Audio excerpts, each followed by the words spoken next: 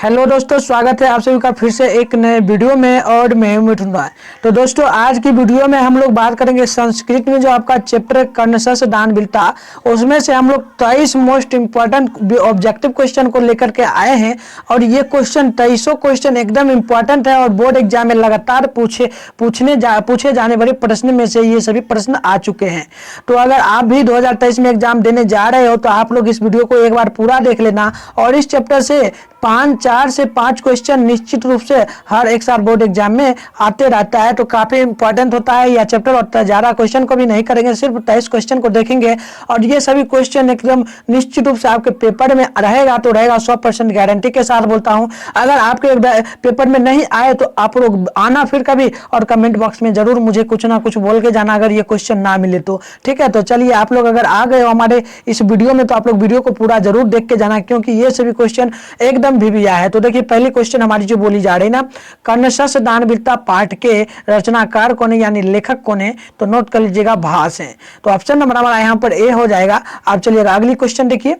Question जो हमसे पूछा जा रहा है 2 नंबर, कर्णशस्य दानवीरता किस प्रकार का पाठ है। कर्णशस्य दानवीरता किस प्रकार का पाठ है, काफी इंपॉर्टेंट होता है प्रश्न, तो याद रखिएगा नाटक पाठ, यानी ऑप्शन नंबर हमारा यहाँ पर ए बिल्कुल सही होगा। अब क्वेश्चन देखिए 3 नंबर पूछा जा रहा है, कर्णशस्य दानवीरता पाठ कहाँ से लिया गया है। कर्णशस्य दानवीरता पाठ कहाँ से लिया गया है, तो ये लिया गया है कर्णभार से, तो ऑप्शन नंबर सी हमारा बिल्कुल सही हो जाएगा।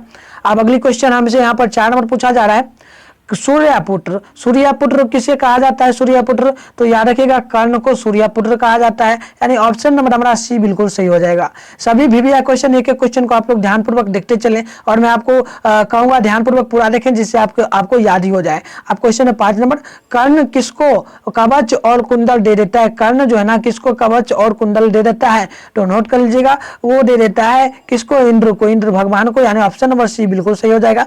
आज चलिए अगली क्वेश्चन देखिए, यहाँ पर 6 नंबर पूछा जा रहा है, कर्ण किस देश का राजा था। कर्ण जो है ना किस देश का राजा था, तो याद रखिएगा कर्ण जो है ना यह अंग देश का राजा था, यानी ऑप्शन नंबर हमारा सी यहाँ पर बिल्कुल सही हो जाएगा।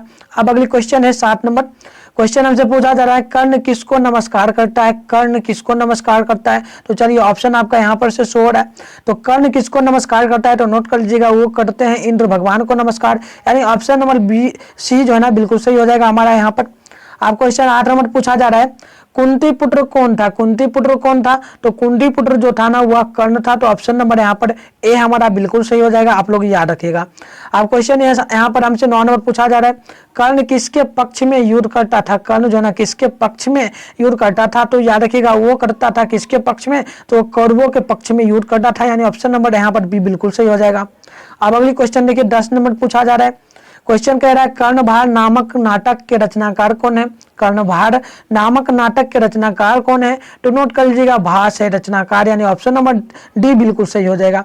अब अगली क्वेश्चन यहाँ पर हमसे 11 नंबर पूछा जा रहा है, महत्तरा शिक्षा याचे। ठीक है, महत्तरा शिक्षा याचे या किसकी उक्ति है या पंक्ति किसकी है, तो नोट कर लीजिएगा ये पंक्ति जो है ना यह शक्र की है, यानी ऑप्शन नंबर सी बिल्कुल सही होगा। आप चलिए अगली क्वेश्चन को देखिए। क्वेश्चन यहाँ पर 12 नंबर है, क्या हमेशा स्थिर रहता है। क्या हमेशा स्थिर रहता है, जो है ना ऐसा क्या चीज है जो हमेशा स्थिर रहता है, तो नोट कर लीजिएगा वो जो है ना दान होता है स्थिर। ठीक है, तो आप लोगों को यहाँ पर बी ऑप्शन याद करके रखना है। आज चलिए अगली क्वेश्चन को हम लोग देखते हैं। क्वेश्चन 11 नंबर है 13 नंबर है, शक्र यानी शक्र को ही इंद्र भी कहते हैं, तो इंद्र किस भेष में प्रवेश करता है। इंद्र किस भेष में प्रवेश करता है जो कर्ण से आकर मिलता है, तो नोट कर लीजिएगा वो करता है ब्राह्मण के भेष में, और उसी समय कर्ण ब्राह्मण को क्या करता है, नमस्कार करता है, यानी इंद्र को नमस्कार करता है, तो ऑप्शन नंबर यहाँ पर ए हमारा बिल्कुल सही हो जाएगा। आप चलिए अगली क्वेश्चन देखिए। क्वेश्चन 14 नंबर है, मजबूत जड़ बाड़े कौन गिरता है। मजबूत जड़ बाड़े कौन गिर जाते हैं, तो नोट कर लीजिएगा वो गिरते हैं वृक्ष, यानी कि ऑप्शन नंबर बी बिल्कुल सही होगा। आप चलिए अगली क्वेश्चन को देखिए आप लोग। क्वेश्चन यहाँ पर 15 नंबर पूछा जा रहा है, किनके छल पूर्वक दान कवच और कुंडल ले लिया। मतलब किसने छल पूर्वक आकर कवच और कुंडल को भी प्राप्त कर लिया था, तो इंद्र आए थे किसके वेश में, ब्राह्मण के वेश में, तो इंद्र आप लोग याद रखिएगा, ऑप्शन नंबर यहाँ पर ए हमारा बिल्कुल सही हो जाएगा। अब अगली क्वेश्चन को देखिए 16 नंबर है।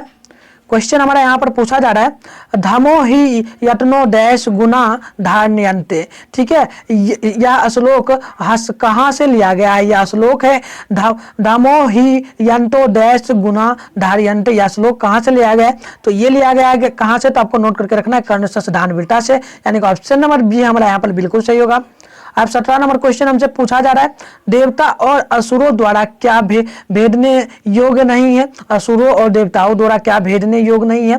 तो नोट कर लीजिएगा, इसका राइट आंसर होगा कवच का, यानी कि ऑप्शन नंबर डी हमारा बिल्कुल सही होगा। अब क्वेश्चन यहाँ पर 18 नंबर है कवच कुंडल के साथ किसका जन्म हुआ था? कवच कुंडल के साथ किसका जन्म हुआ था? तो कर्ण का जन्म हुआ था। ऑप्शन नंबर यहाँ पर आपको ए याद रखना है। अब क्वेश्चन 19 नंबर है भास कितने नाटक उपलब्ध है? भास के कितने नाटक उपलब्ध है? तो नोट कर लीजिएगा उनका टोटल नाटक जो है ना 13 उपलब्ध है, यानी कि ऑप्शन नंबर यहाँ पर 13 हमारा बिल्कुल सही होगा। और भास ही कर्णशश दानवीरता का लेखक भी है, तो ये भी आपको याद रखना है। आप चलिए अगली क्वेश्चन को देखिए। क्वेश्चन 20 नंबर है ब्राह्मण वेशधारी कौन था? तो आपको याद रखना ब्राह्मण वेशधारी इंद्र था। कौन था? इंद्र आया था ब्राह्मण वेशधारी रूप में, तो इंद्र आपको याद रखना है। आप चलिए ऑप्शन में भी दे दिया होगा, चलिए ऑप्शन में भी दे दिया है, डी ऑप्शन हमारा बिल्कुल सही होगा 20 का। अब चलिए अगली क्वेश्चन है 21 नंबर क्वेश्चन है किसका धन सांप के जीव के समान चंचल होता है? किसका धन सांप के जीव के समान चंचल होता है? तो नोट कर लीजिएगा राजा का, यानी ऑप्शन नंबर 20 सही होगा। आप अगली क्वेश्चन को देखिए।